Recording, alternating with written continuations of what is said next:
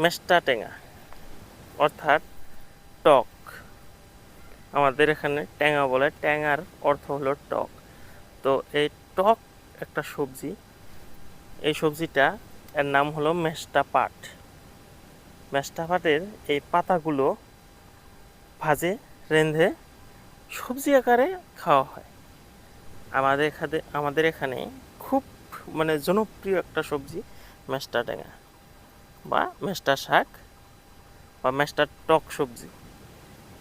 দেখেন কি পরিমাণে এর আগালগুলো হয়েছে। এখান থেকে এই যে দেখেন, আপনি যদি দেখতে পারেন, এই যে একটা আগাল কেটে খাওয়া হয়েছে, কিন্তু তারপরে আবারও আগাল চলে আসছে। তো এটা ছেঁড়ার পরে আরও ধরেন যে গেজে উঠবে। এই দেখেন, এখানে দেখলে এই যে একটা আগাল কাটা হয়েছে, এই একটা কাটা হয়েছে, দেখছেন? এখান থেকে কিন্তু আবারও 2টা করে গাছ দিছে। তো যাই হোক, এই সবজিটা টক সবজি, শাক হিসাবে খাওয়া হয়, টক সবজি, দেখতেও খুব সুন্দর। আমাদের লোকাল ভাষাতে আমরা মেষ্টা টেঙা বলি বা মেষ্টা পাট।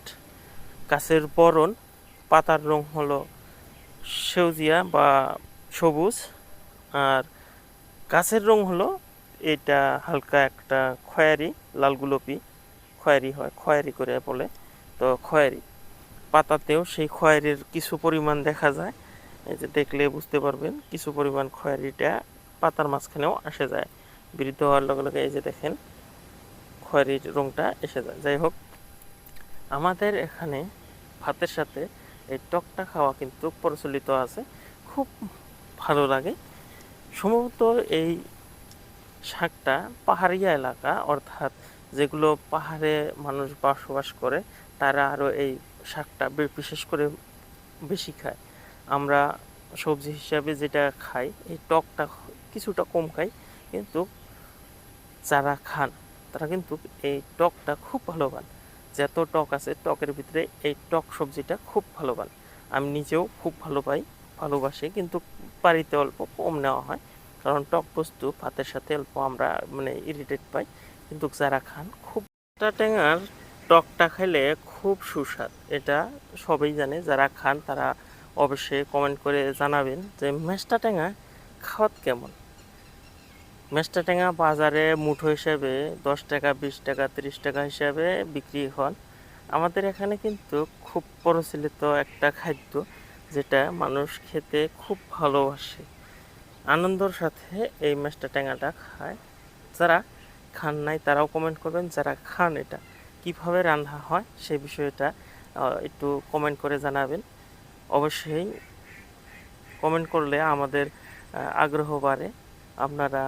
আপনাদের ভাষাতে কি বলেন একটু জানাবেন।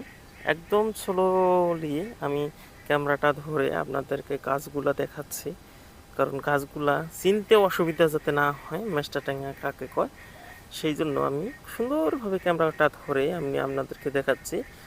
আমাদের এই জায়গাতে কিন্তু বেশি কয়টা গাছের দরকার না, অল্প কিছু গাছ হলেই আপনার প্রতিদিনের খাওয়ার হয়ে যায়। এখনও এই গাছের ফল আসে নাই, ফলটার রং একদম গুলপিয়া হয়ে যাবে।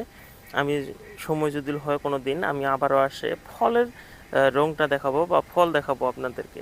এখান থেকে যদি চেষ্টা করি আমি প্রতিদিন 8-10 মুঠা করে বিক্রি করতে পারবো, এমনও পরিস্থিতি, বা কৃষক করতে পারবো।